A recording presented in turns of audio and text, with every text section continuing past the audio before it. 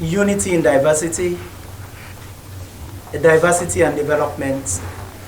I want to draw attention to my audience to just two aspects. The first aspect would be looking at the jigsaw puzzle.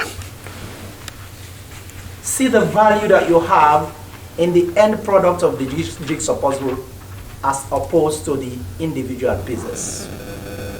And the second aspect would be looking at what we would call in primary school when you go back to Africa, Nigeria, Sierra Leone, Liberia, or elementary school as we call it here, see what we call proportionality, and now that could relate to unity in diversity. So those are the two aspects I want to address.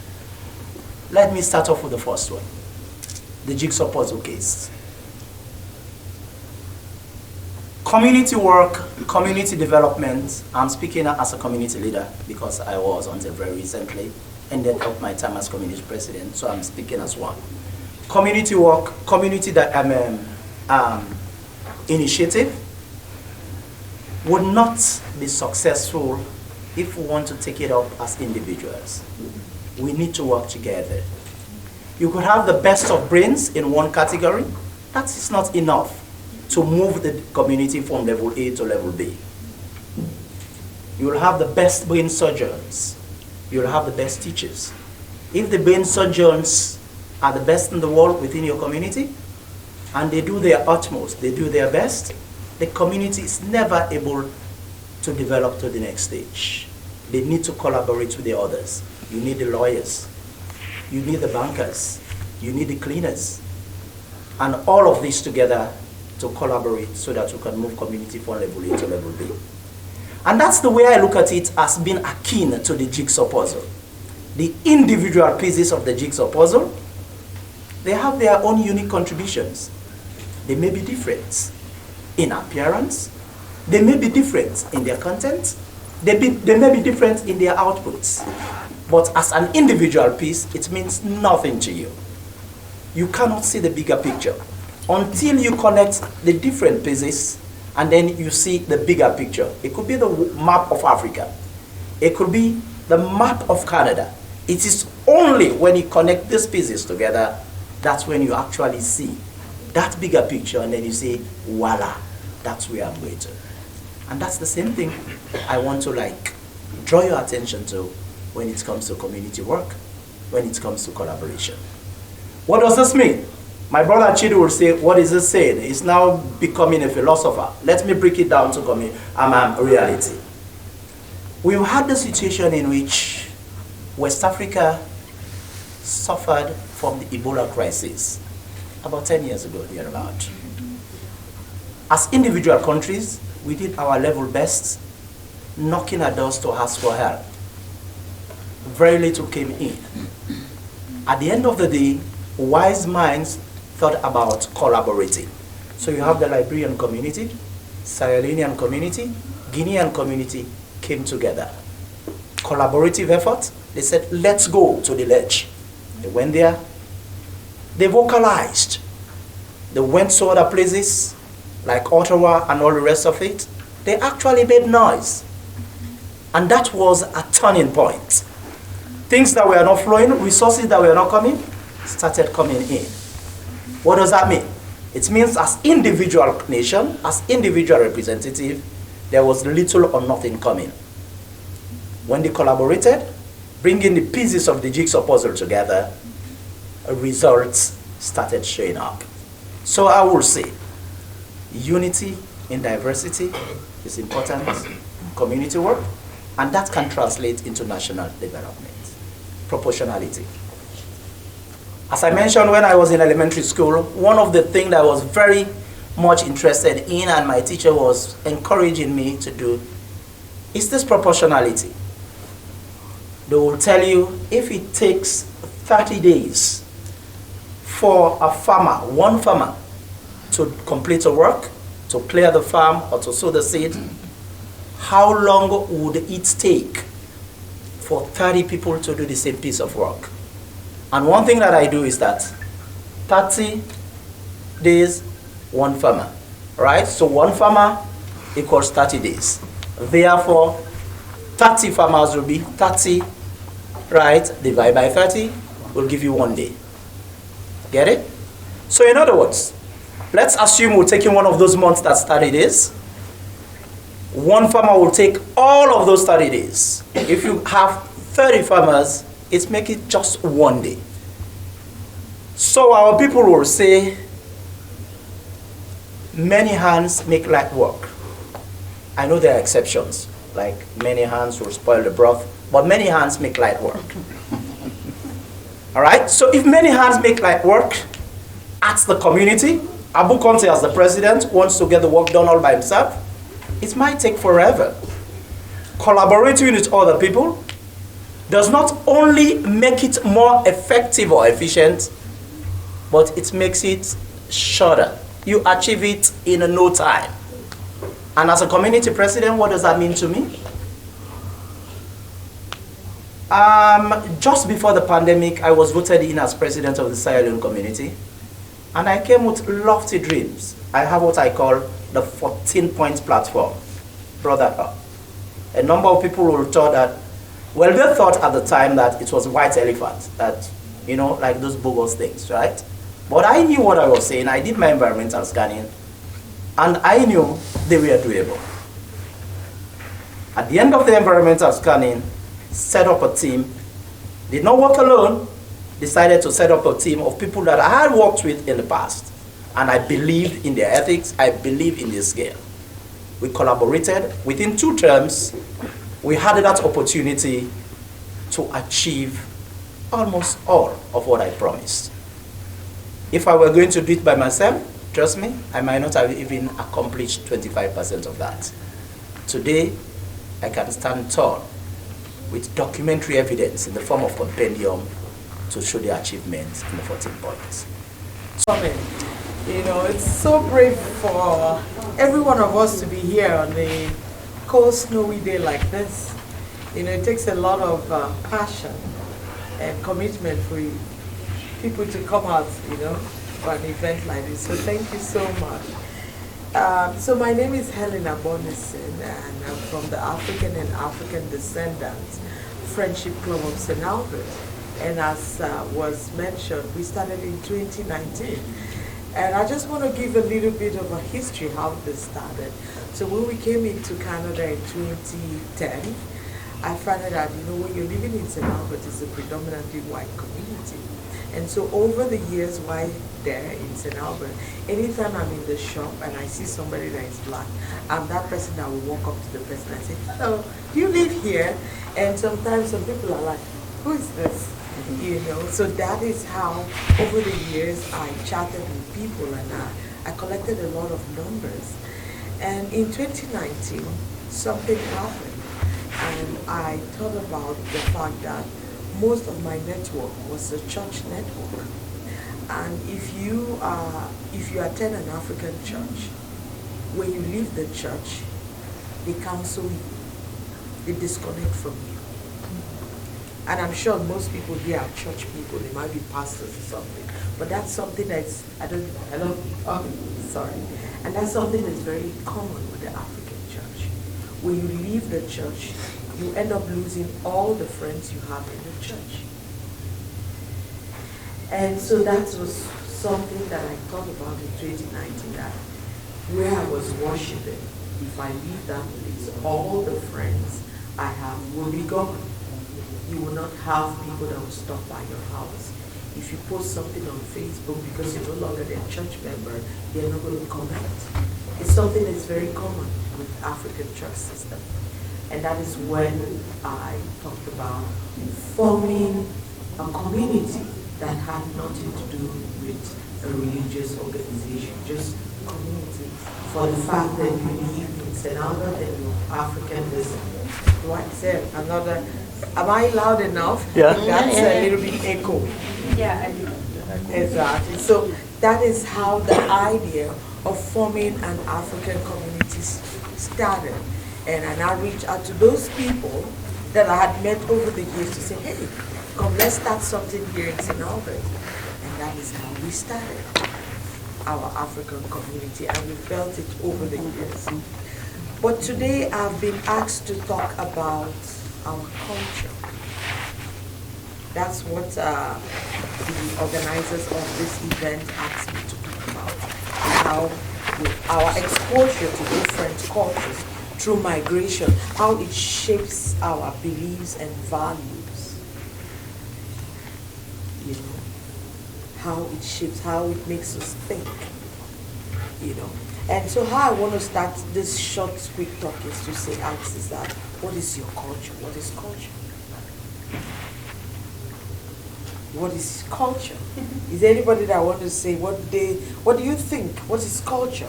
culture is what you believe in. Yes. Okay. Something you practice every day. Beautiful. Your way of life. Thank you. Culture is memory. Memory. What's in your memory? It's your culture. Your values. Your values.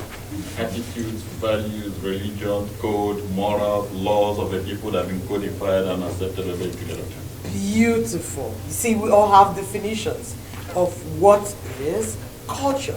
And so all what you said is very true. It's a key part of our life. Our culture is a very important thing. And you know, that is something that when we started our organization in St. Albert, I looked at different cultures. And one thing I realized is that there's a part of our culture that is going to be lost in the next few years. For me, I speak a language called Eket. I already know that language is going to die with me. No other person is going to speak that language. My kids will not speak because I don't speak it. We all speak English. My husband speaks Benin. So for our generation, that is a very important part of our culture that's going to be lost in the next few years. Somebody will say, so why are you not doing something about it?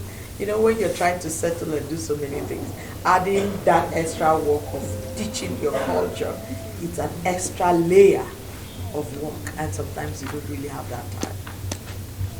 But it's part of our culture.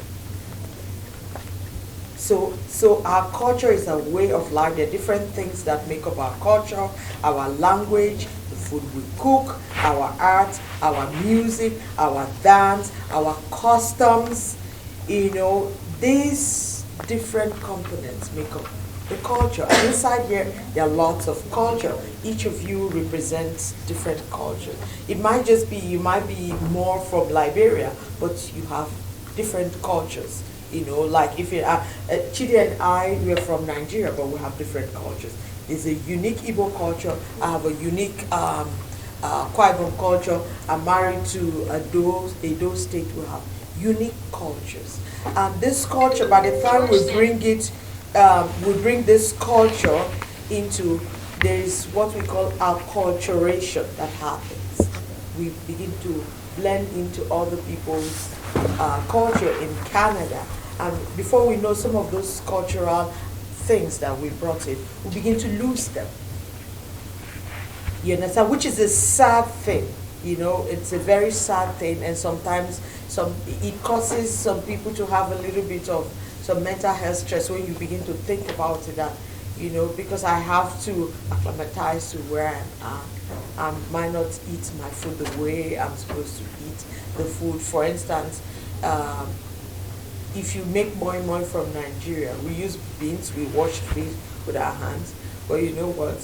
When you think about the time it takes for you to wash that beans, why don't I just use lentils? I'm just telling you how our food is changing, how we make food. You know, for instance, if you eat poundo yam, it's actually supposed to be real yam. But how many of us use real yams to make one pounded yam that we eat? Talk about our clothes, the way we dress. You understand? How many of us, you know, when you're going to work, you wear? That's why I really appreciate the Ghanaians. When we traveled to Ghana years ago, we loved the fact that Ghanaians use the Ankara fabric for most of the hotels. They were actually using the Ankara fabric for the uniforms. In their schools, they wear their Ankara fabric. As that's a way of preserving this culture, their own unique culture. And something I also looked at is the people from the Caribbean. You know, the blacks that are from the Caribbean. We found out that over the years, some of them can't trace where their great grandfathers were from, because in the process of slavery and going through all these things, they lost some of their culture. But you find out that they still have some linkages in terms of food. You know, they have the parties, the Jamaican parties. They have the Jamaican parties, and the people from the west of Africa, which majority of them came from, have meat pies. So you see, there's some part of our cultures that, you know, that we can preserve. So something I was asked to talk is, how do we preserve this culture? One way that we can preserve our culture is making sure that we're teaching our culture. We're teaching our children the culture. We're teaching them our language. And we're intentionally promoting it within our community. You understand? When we have Alberta Culture Days, there's an opportunity for us to promote our culture. And so we should be intentional in participating in Alberta Culture Days. It happens in September. And when we started our community, that was one of the first things that we participated in. You know, most times we are also busy with our work. We have most of us 2-3 jobs, and we do not make time to be involved in community unless you are the founder of the association. That's something that we should try to stay away from. You mustn't be a founder of a not-for-profit for you to do cultural things. You know, most of us are in churches, and somehow we have this mindset that cultural things are like diabolic. They are like fetish. You know, but your culture is your identity, is your asset. You know, you have to begin to look for ways to preserve it. Hello, my name is Matressa Dembose. We are Girls Got Moves. This is Georgette Sandy. And Georgia Sandy. Girls Got Moves group as a collective, and us individuals have attended, participated in variety conventions, competition, entertainment events, and more. Our great work ethic and devotion served us immense success at these events. Over the years, Girls Got Moves Dance Group has received multiple awards and certificates as a result of this hard work. In 2019, we received the first place trophy at Poet Cultural Bridge Competition, and we also received an invitation to the AC Awards hosted by Diversity Magazine in 2017 to be awarded Entertainer of the Year. Georgette Sandy attended multiple competitions like Evolve Dance Power, Represent Street Dance, and Artist Emerge, Fever International as well. She received an outstanding first place score at 5 of the 6 competitions listed. She even received an invitation asking her to come back and perform in the finals due to her winning division. And Mikasa Lugosi has participated in multiple modeling events with her modeling agency, Chan International. She attended the High Fashion Model Walk competition and Faces West model competition in Vancouver, taking home first place at both events. Mikasa also won Look of the Year 2023 within her Chan International agency. To sum up, Girls Got Moves is home to multiple upcoming youth, each having their own spark of individual talent, dreams, and goals. And yeah, that's it. Thank you very much for your time. Diversity. A tapestry of hues and tone, each thread unique yet not alone. In every voice a story lives, a wealth of yes.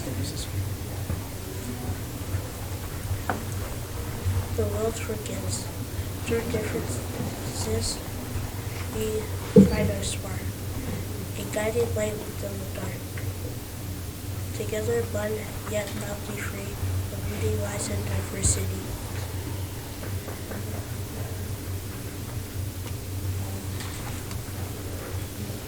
Unity. In colors vast and voices shared, a bond of strength is deeply spared. Through threads of love we intertwine, a single goal, a common sign. Beyond the walls, the lines we trace, we find our truth, a boundless space. Together strong as one rise, with unity we touch the skies.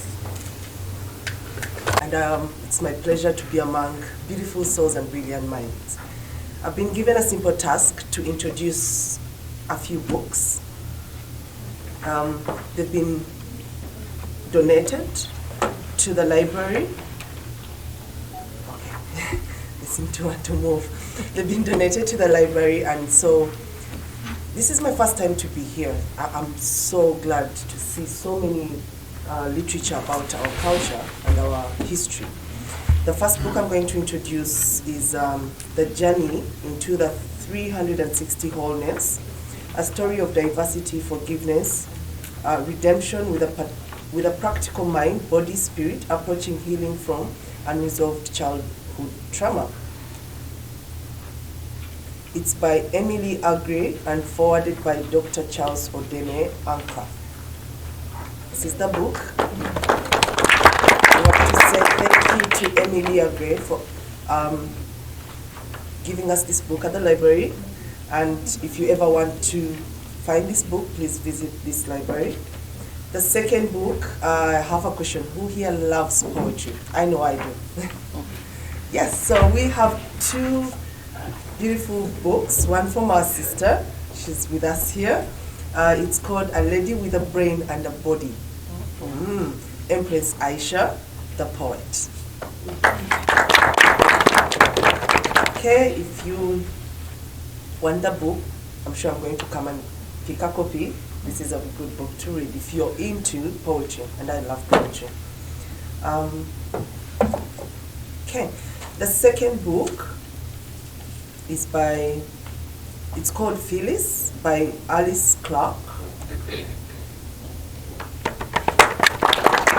It's also a book about poetry, I believe so. Okay, thank you. And our last 5 books are from Dr. Michael Amafi. These are books about technology. I know nothing about that, but if you're into technology, new tech and everything, please come and take a look at these books. The first book is called Implications of Cloud Computing for Small and Medium Enterprises.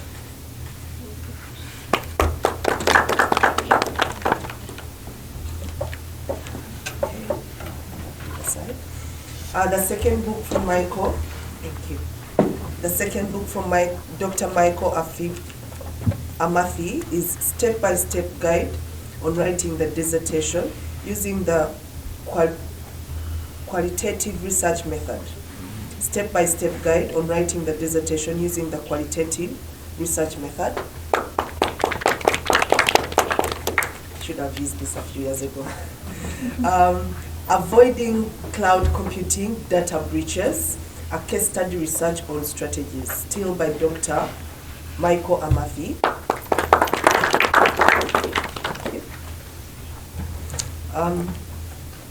The fourth book is called The First Step Thematic Data Analysis with Max Kuda, Dr. Michael Amafi. And the last book is called Writing the Research Prospectus, a guide for qualitative student researchers, still by Dr. Michael Amafi. Thank you so much, and enjoy the rest of your evening. So my name is Kemi. You want my last name? It's Adesita. I live right here in beautiful Edmonton with my family. I write songs and I sing them, of course. So it's such a pleasure for me to be here with you today. And I'm going to do one of my songs called The Lord Never Lies.